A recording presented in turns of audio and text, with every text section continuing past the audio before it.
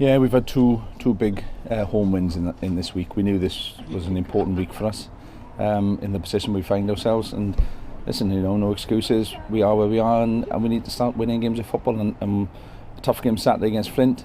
We managed to get that third goal late on to get us over the line. And today, we said half time whoever gets the first goal tonight is going to win the game. And Bala had a few good chances first half on the counter attack. We had a couple of nice ones from some good play, but in the end, it took a great pass again by Corey Shep and good finish from Greg, and then a great ball from Abu for Big Ben to get on the end of it. But it's a tough league this year. I think the top three will be the top three, and then everybody else is fighting against each other. And whoever gets a run of results will find themselves in a good position. But we've got a break from the league now. Hopefully, by the time we come back to league football in 2 weeks' time, I'll have Kyle McCarthy and Kyle Kenneford available, and that's been the thing. We've missed players, and we need to have a squad, because if you haven't got a squad in this league, you're going to get found out more often than not.